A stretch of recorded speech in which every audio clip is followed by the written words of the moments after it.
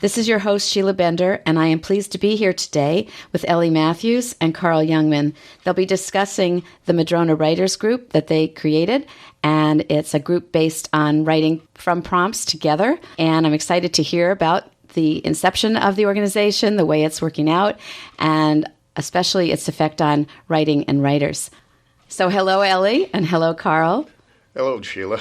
Hi, it's nice to be here. Thank you. So why don't we get right to the point with you telling us, maybe Ellie, describing how this group started. The group is self-formed. It's not really accurate to say that I began it or Carl and I began it. It sort of began itself. There was a collection of people, veterans of the Port Townsend Writers Conference, who felt that once a year wasn't quite enough. And in a very loose but dedicated way, we assembled ourselves to meet for a long weekend in the winter. So let me ask you, for our listeners, when you say the Port Townsend Writers Conference was not enough, what is the Port Townsend Writers Conference, and what were people experiencing that they wanted more of? Well, thank you. Thank you for giving me a chance to clarify that we wanted to meet more often than once a year. We so much liked getting together. And the not enough part is for cooperative group exercises. I don't mean not enough in terms of not offered enough as part of the Writers' Conference.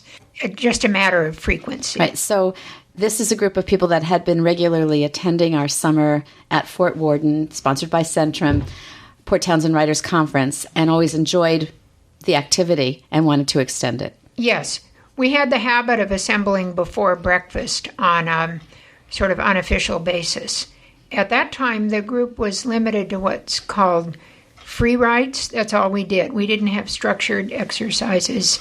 Spent about an hour early each morning writing together. And I think writers writing together is a very different experience than writers writing by themselves. Both of which, of course, are valuable.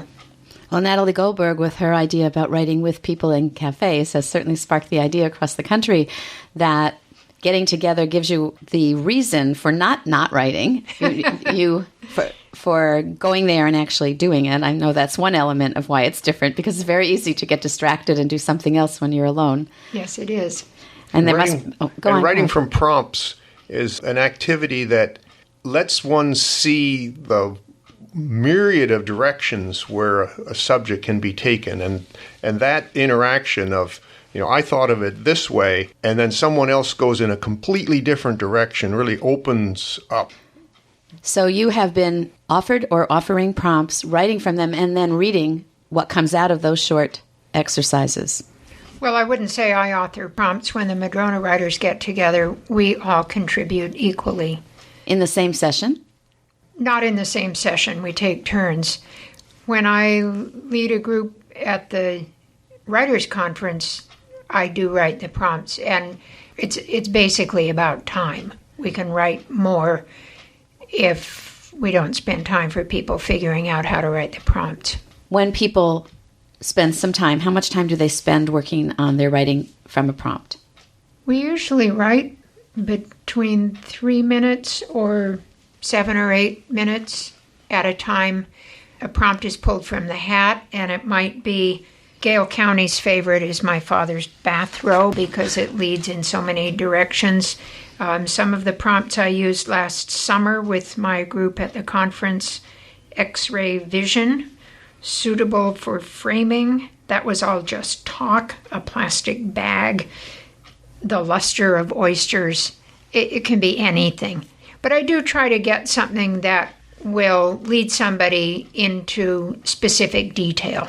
So before we talk about some of the results of the writing exercises, which I know you're prepared to let us know about, I'd like to just back up. You did mention leading prompts at Centrum, and we've also talked about how the group wanted to see each other more. So I get the idea that the Madrona Writers meet all during the year, and that also at Centrum, the group is open to attendees there. It's actually two separate entities, I guess I'll call them. The Madrona Writers meet in the winter once.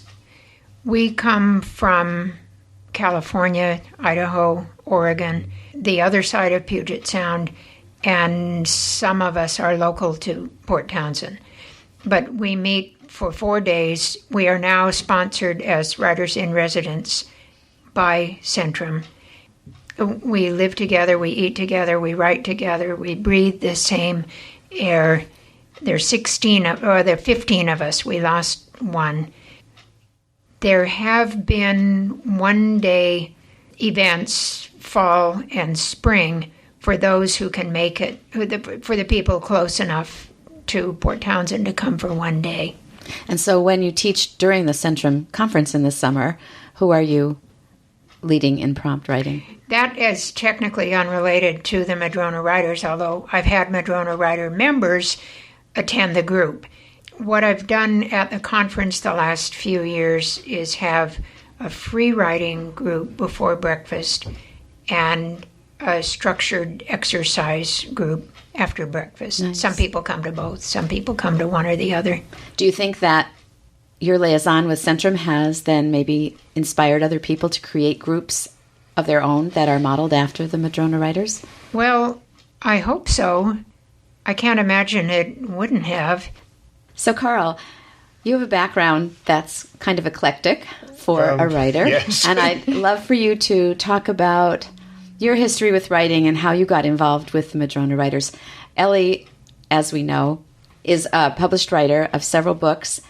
And Carl, I hear, has a book ready as an outgrowth of the work with Madrona Writers. So No. No? Okay. Not really. No? You have something ready? Well, no. This is clearly a recreational activity for me. Nothing that serious.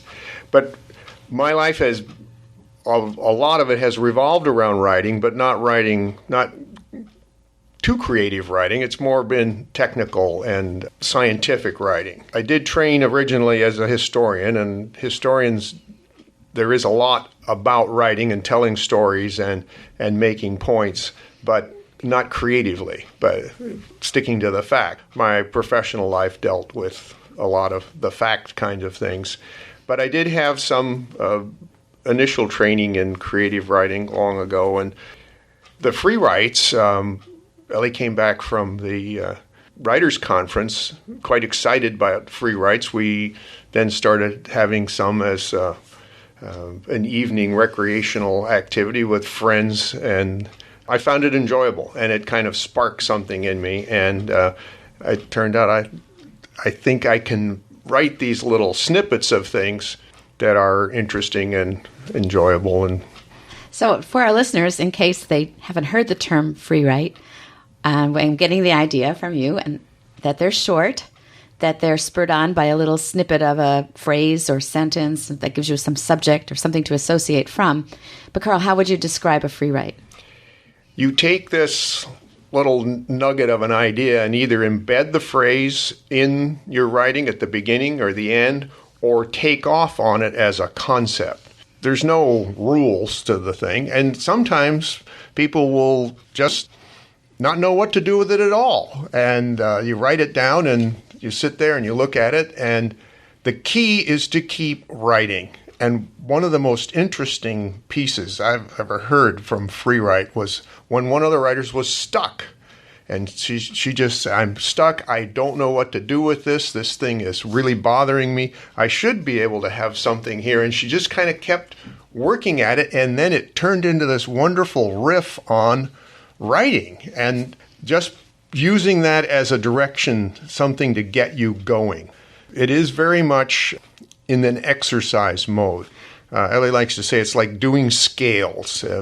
It doesn't necessarily lead to something that you're going to use or publish, but it kind of takes out the writing muscles and lets you do some lifting. Maybe some of it's not very heavy lifting, but it gets you moving. And some of it sounds to me as, from your example about the woman who was blocked, is that what comes out surprises you. It's a little more meaningful than you might have thought.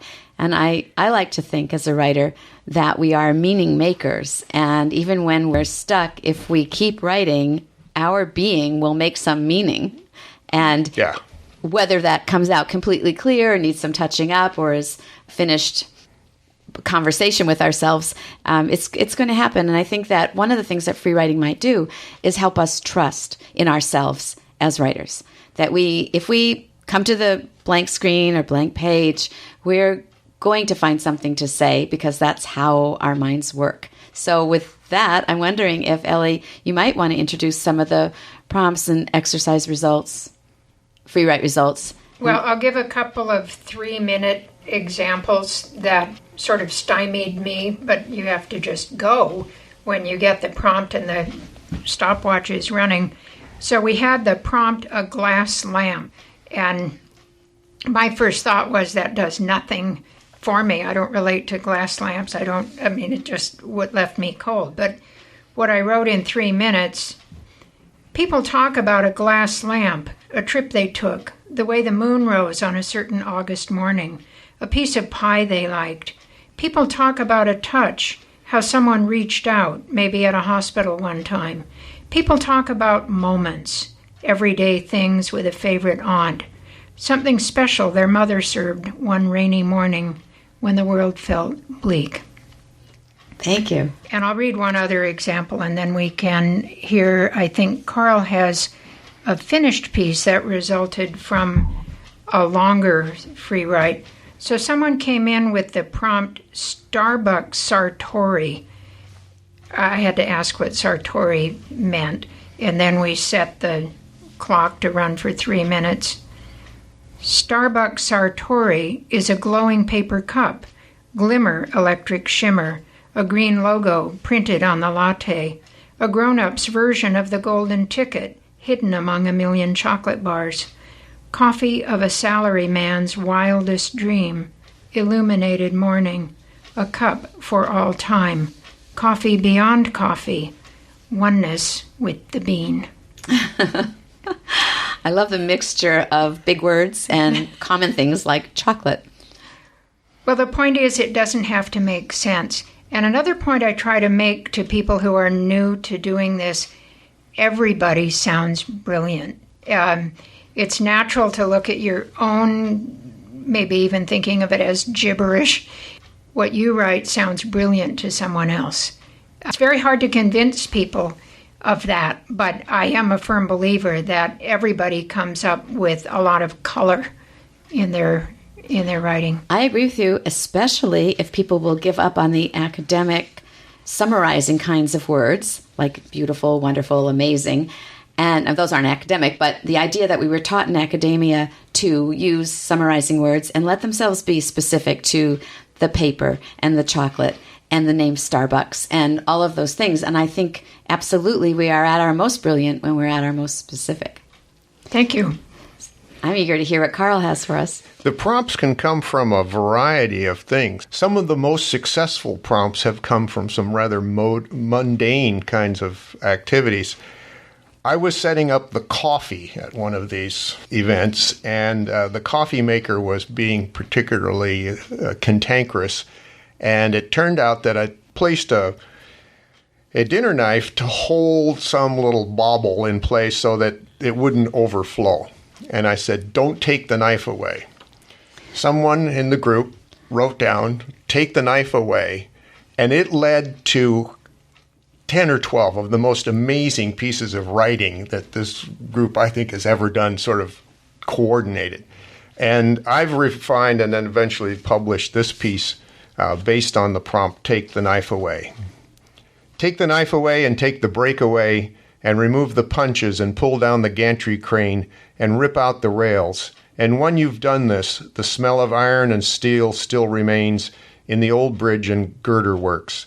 And the slightly acrid scent of the cutting oil remains, and the light remains, and the dust that shows the light pouring through the clear-story windows and the dits of the man-made cavern of the ironmongery remains. Fine rusty powder stains the breeze. It drifts slowly in that sharp yellow light. And when you take the walls away and take the roof away and take the posts and beams away, the light remains. Red dust remains.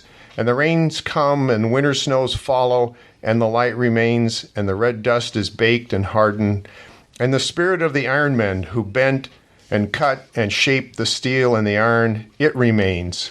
The spirit remains in bridges that cross streams and byways and span canals and chasms, and the spirit remains in buildings that house commerce and art and travelers. Take the dark cavern of the ironworks away, where the men use the knife and the brake and the punches to make girders and beams to reach across divides and to hold up dreams to reach the sky, and the light remains. Beautiful. I love the fact that you start with commands. That's a wonderful thing for my ear to listen to. And then all of your repetition is so beautiful. And the way it grows from a knife to a bridge to buildings, but always the light remains. Thank you so much. And I can't help but think that your background may influence the kinds of imagery that comes to you. Do you think that might be true? Well, the summer I spent working in an ironworks helped in this one. And then the realization of a couple of months before this piece was written that steelworks is no longer there. But the light remains. But the light remains. That was a great prompt. When we had our public reading that year, out of 16 of us, I think 8 or 9 chose that piece to read. One was a surgeon. He wrote about the details of an operating table, and so knife to him meant that. Someone else was having difficulty in a relationship with her former brother-in-law, but she didn't want to hate him, and she used the knife in the sense to take the knife out of the relationship. There were wonderful pieces that came out of that. You mentioned public reading, so maybe you should tell us something about that outgrowth of the group. Well, of our Friday through Monday gathering, we typically organize public reading the Sunday night. And I've encouraged people to read material generated that weekend, very fresh, as an example to the audience. I mean, oftentimes the audience is other writers. What can be done with a group in a weekend. I especially like it when we have people read from the same exercise, because then the audience can hear those takeoff points. Absolutely. Thank you. I think you may have some more to read to us. Do you have anything else that you want to share that is something that you can read on the air that will show us the effectiveness of the prompts? I want to make the point it's more than writing from prompts, because we also do structured exercises, and I wish I had a better phrase for that. But here I'm talking about things that take longer than 3 minutes or even 10 minutes, where one of the group, or when I do it at the Writers' Conference, I would lead a group through several steps. Do this for 5 minutes, do that, introduce a smell, stop and take out all your modifiers, whatever it is. I mean, how does this change the writing that happens as a result from the difference between when you just throw out the prompt, like take the knife away, or do the structured exercise that has steps? Well, some of it has to do with the people writing not being able to anticipate what the next turn will be. So here's an example.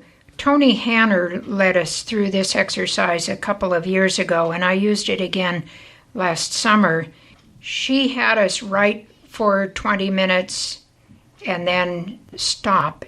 She used the subject, write your family story. Take 20 minutes and then stop. Now take that material and reduce it to 20 lines. Stop. Now take 5 minutes and reduce that to 20 words. Well, if you know ahead of time what's going to come along the way, and if you're doing it on your own, you can kind of cheat. It's just not the same if you don't know what's coming. I used that with my group last summer. I gave the choice of your family story or some aspect of falling in love. I want to read a couple of the finished piece, the 20-word poems. Here's one from Jane Franklin. Irish music sessions at Jimmy's house, squinting through the smoke. Tom on fiddle, ache of sweetness. I had to listen. So she chose the falling in love theme.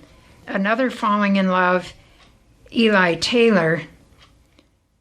So resistant it was her hair, a seagull surrounded by crows. We kissed. I wrote a song, made love, another song. And someone who had used the family history theme. Family history and accounting, each entry offset. Nothing given freely. What remains is a blank book I did not write. Beautiful. As a publishing writer, how do you feel about your prompt structured exercise writing? I take it you write alongside the group? The first couple of years I did this, I tried to, and I found it really doesn't work for me. I just want to pay attention to what the others are doing, and sometimes I can write along, but it's not something I expect to do. So do you find another way to do free writes then for yourself? Well, that's where the Madrona Writers fit in. Oh, I see. Okay, so we are talking about two things, right? It is two separate things. So how do you feel then about the writing? And you read us a lovely example of it, two lovely examples. How do you feel about that kind of writing for you and the kind of writing when you're working on a novel or a story or a nonfiction book? Well, I love to do it. It's like paint by numbers without the social stigma.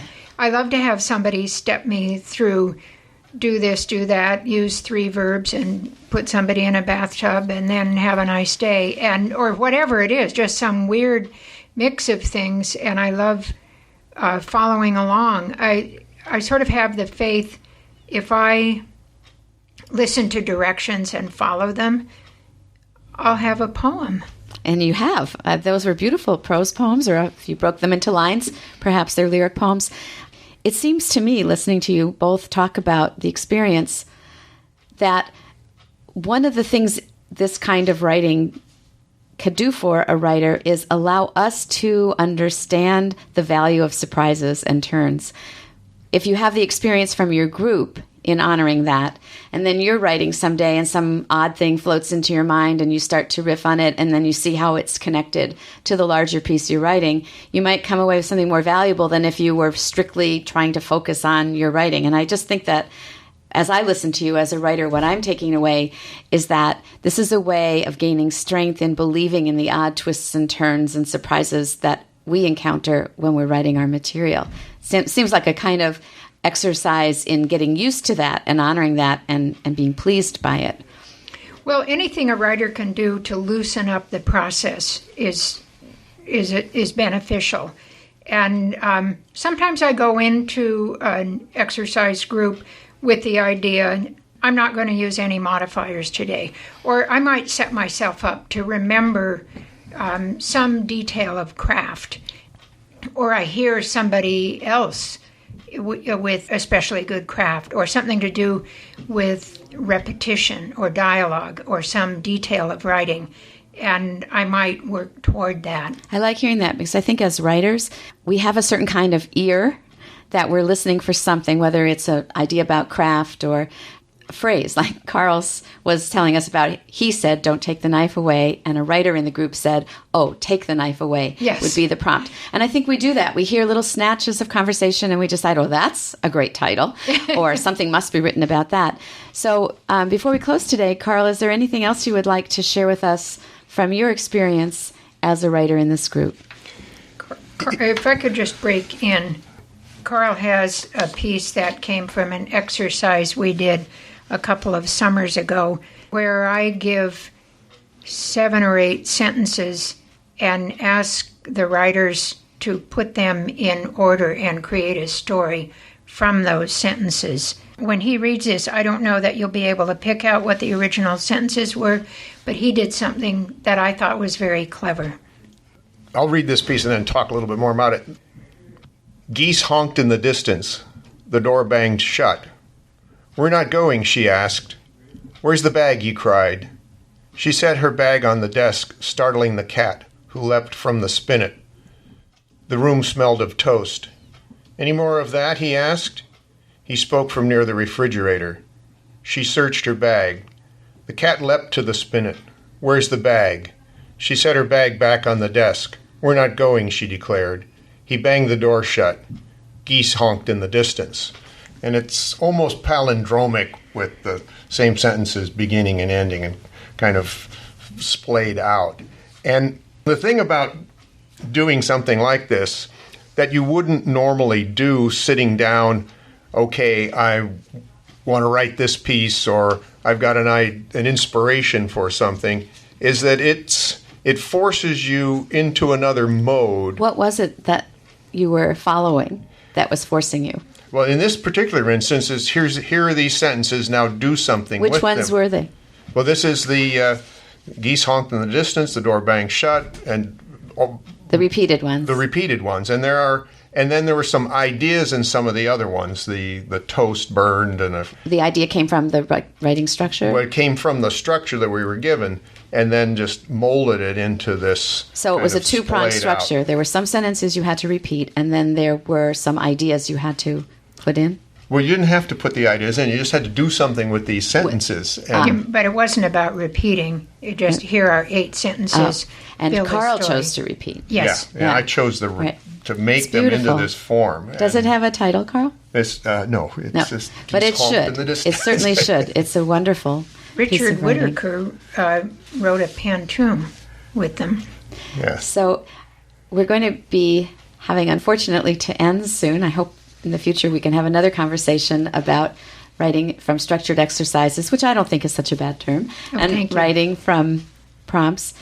So before we close, is there any message you would like to give listeners out there about free writing? Especially, I'm going to ask Carl, because you said that creative writing was way back in your history as an undergraduate, and you've been through a career in science and technical writing, and here you are, married to Ellie, a prolific writer, and going to the Madrona workshop group, writing beautifully. So what can you tell us about this? I seemed like, to me, I felt originally a little bit like a fraud in this. Well, okay, I can kind of mimic what these other people are doing, but it actually turns out that you can go reach something in yourself and pursue it. And I would encourage others. It only takes really maybe 3 people to start one of these things, and it's very simple.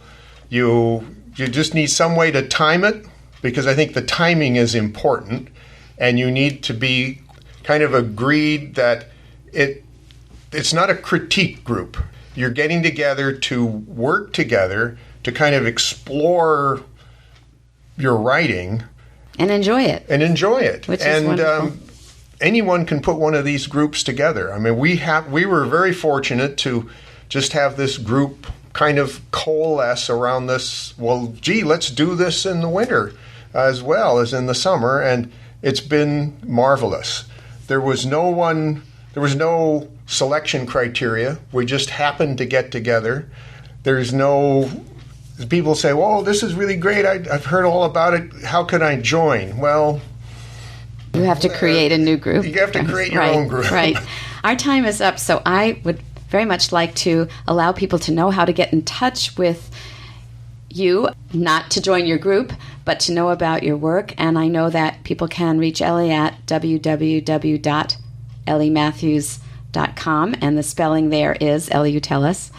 ELLIEMATHEWS, 1 T in Matthews. Thank you so much. Right. It was wonderful to talk with you today. Thank you, Sheila. Thank you, Sheila. I would like our listeners to know a little bit about you both. Carl Youngman holds a PhD in geography. He has worked as a cartographer, a university professor, a software developer, and more recently as a regulatory affairs consultant to the medical device industry. 6 years ago, he took on the role of manning the kitchen for the Madrona Writers 4-day retreat. From that, he developed an interest in creative writing. He's now considered a full member of the group and has, in fact, turned in his apron to give someone else a crack at the kitchen. He is also currently the radio host and producer of another KPTZ program, Readings at North Wind. Ellie Matthews is the author of a memoir, An Ungarnished Truth, a cooking contest memoir. She is the award-winning writer of a young adult novel, The Linden Tree, which won the Milkweed Prize for Children's Literature. And she's also authored Ambassador to the Penguins, a nonfiction story. She has many YA short stories that are published through the Cricket Group, and she is currently on the advisory panel for Centrum's Port Townsend Writers Workshop.